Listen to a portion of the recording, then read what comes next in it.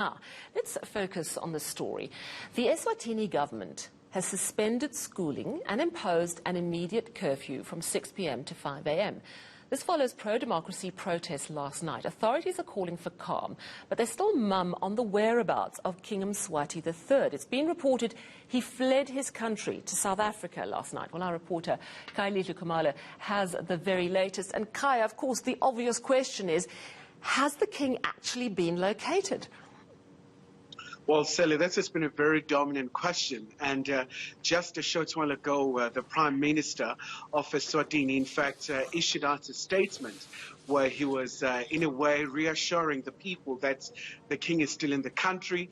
And most importantly, today, for example, he chaired a cabinet meeting alongside the Prime Minister, but also at the very core of the demands of the pro-democracy groupings that have taken to the streets of Eswatini is around the issue of political reforms. You do understand that from the 70s, Eswatini really hasn't seen any much political activity in terms of the political parties that were banned by the then father of the king, King Sobhuza. And then, so that has always been a great concern. So irrespective of who you speak to in Eswatini, especially those who are calling for a democratic system to be established now, for an absolute monarch system to be abolished, they always state categorically that, it's always been a major concern, especially given the very lavish lifestyle of the current king and his family and how it's always displayed, and the sea of poverty as the country is still battling a number of socioeconomic challenges,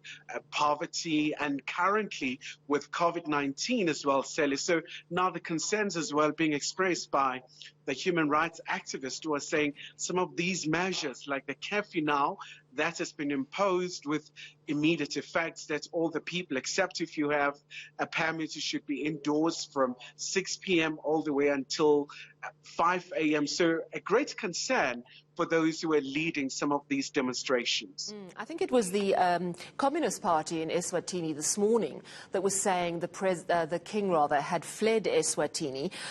What are you hearing about the possibility of more protests overnight?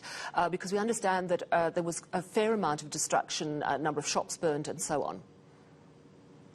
Well, that's right, Celia. I mean, from its side, the government has been speaking about anarchy and saying it's been very alarming and upsetting that quite a number of properties and some of the businesses have been destroyed in Eswatini in the name of these protests. But also the government says the protests have been hijacked by criminal elements, saying the law enforcement agencies will continue to monitor the streets in Eswatini, but also calling on the citizens, for example, quite a radical step from the side of the government of Eswatini. So now they are going to allow Mswati to have an opportunity to bring the petitions where they are raising their concerns. So there has been an email address that has been set up as well for the people to express themselves. But when I spoke to, for example, the South African government, Sally, they said at this point in time they are monitoring the events. So it doesn't warrant any intervention at this point.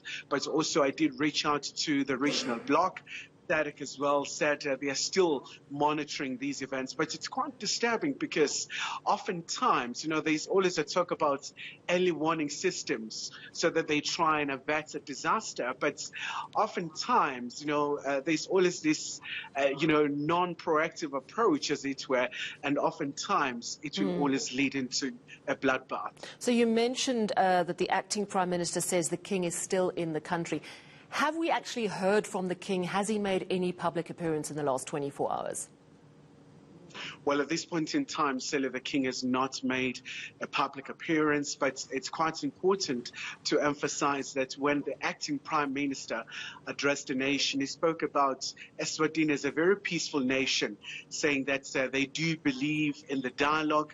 And you know that Eswatini does have its own unique system. For example, they do talk about Dinkundla, so that's where the power essentially is, devolved to allow people to have a say in so many things. But it's one of the issues, oddly enough, that has been raised by the pro-democracy groupings in saying it's actually one of the concerns, because somehow it's supporting the king as opposed to allowing a plethora of voices, differing voices from so many sectors in Eswatini. So that's one of the issues that they'll continue to do, and calling for democracy to prevail. Yeah, certainly one to watch. It'd be nice to actually hear from the king himself. Thank you so much, Khayelihle Khumalo. Still